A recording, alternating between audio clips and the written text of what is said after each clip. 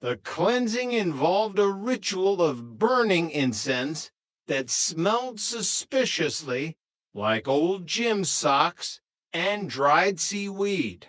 Stanley Roper, smelling the smoke and fearing the worst, burst in with a fire extinguisher, convinced Jack was running a clandestine grill for a motorcycle gang. "What is this?" Stanley yelled, waving the nozzle around and nearly hitting the crystals. "Are you burning tires in here? Is this a protest?" "It's sacred sage, Mr. Roper. We're cleansing the aura," Chrissy explained, her eyes closed in meditation. "It's sacred stinking up my building and lowering the property value," Stanley retorted. "If I smell one more leaf of that stuff, I'm calling the Board of Health and your parents." The great Shanty himself made an appearance later that day, draped in orange robes and speaking in riddles that made no sense to anyone but him. Jack, feeling protective of his household and his right to eat a hamburger without being judged, decided to enlighten the guru in his own way. He invited Shanty to the kitchen, promising a pure, vibrational feast of the earth. What Shanty didn't know was that Jack had prepared a meat-free lasagna that was actually 80% spicy habanero peppers disguised as tomatoes. Shanty took one large, spiritual bite and achieved a state of instant nirvana, which mostly involved him sprinting to the bathroom, screaming in a very unspiritual way, and drinking 3 gallons of tap water. "I think the negative energy is officially gone," Jack remarked as Shanty fled the building, robes flapping in the wind. "Jack, that was mean. You ruined his chakra," Chrissy pouted. "No, Chrissy," Jana laughed, wiping tears from her eyes. "That was a culinary exorcism. And look, the vibes are much clearer now, especially the vibe of Shanty never coming back." Chapter 14, The Flower Shop Follies. Jeanette's work life was usually her sanctuary, but even the world of daisies and roses had its thorns. Her boss, the aforementioned Mr. Compton, was a man of great passion for botany, but very little common sense. "Jeanette, the orchids are depressed," Mr. Compton announced one morning, looking mournfully at a display of purple blooms. "I can feel their sadness. They need a change of scenery. Move them to the window, but don't let the sun see them. They're shy." Jana spent most of her day moving plants in and out of shadows, a task that felt like a botanical version of musical chairs. To make matters worse, the new delivery boy was a man named Speedy, who was anything but. "I'll get these roses to the wedding in no time, Miss Wood," Speedy said, tripping over a bucket of carnations.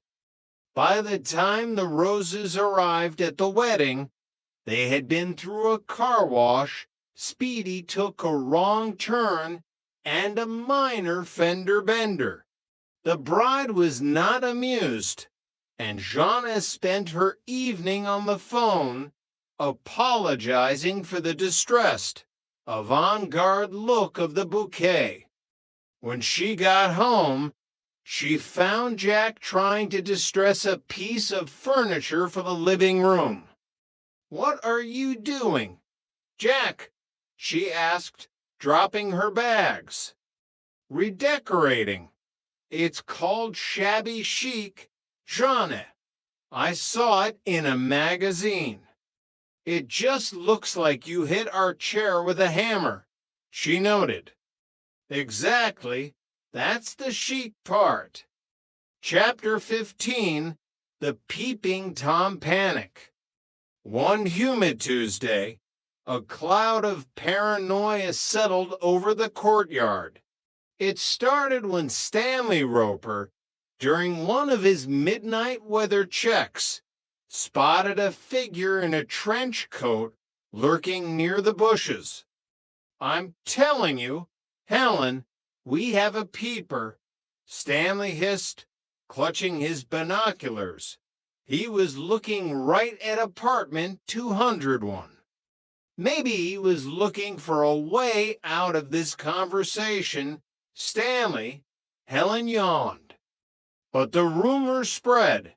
Jana and Chrissy became convinced that every shadow was a prowler. They insisted Jack stay in the living room as a guard dog, which Jack enjoyed until he realized he had to sleep on the floor. I'm a chef, not a commando, Jack complained, huddled in a blanket. The peeper was eventually caught. It was just Larry Dallas, who had lost his contact lens while trying to impress a girl on the second floor. Larry, you idiot! Jack yelled as they found him crawling in the begonias. Hey, I found the lens. Larry beamed, holding up a tiny piece of plastic. Now, can someone help me up? My back is out. Chapter 16, The Great Sunday Paper Heist. Sunday mornings were meant for the funnies, at least according to Stanley. But when his paper didn't arrive, he went on a rampage. Someone stole my Andy cap, Stanley roared, banging on Jack's door. Jack, who had actually accidentally picked up Stanley's paper and then spilled an entire pot of coffee on it, was in a panic. He and the girls spent an hour trying to dry the paper in the oven, which only made it smell like burnt news. Here you go, Mr. Roper, Jack said, handing over a bundle. The delivery boy must have had a rough morning. Stanley looked at the paper. Why is Andy cap black and white and crunchy? It's the new high-fiber edition, Jack lied through his teeth. Stanley spent the rest of the day complaining that his news was well done, while Jack quietly swore to never touch another person's mail again. Chapter 18, The Reverend's Shadow. The arrival of a telegram, which was already archaic by the late 70s, but favored by Chrissy's father for its biblical gravity, threw apartment 201 into a state of absolute panic. Reverend Snow was coming to visit his daughter. He can't see Jack, Chrissy wailed, running in circles and rearranging the throw pillows for the 10th time. My father thinks I live with 2 girls. If he sees a man living here, he'll have me moved back to Fresno before dinner. He's a minister, Chrissy, not a grand inquisitor. Jana tried to soothe her, though she was busy hiding Jack's oversized sneakers in the broom closet. In Fresno, there's no difference, Chrissy replied. The plan was simple. Jack had to disappear. But Jack, being Jack, had a different idea. He would pretend to be the building's new handyman. He donned a stained jumpsuit and a baseball cap pulled low over his eyes.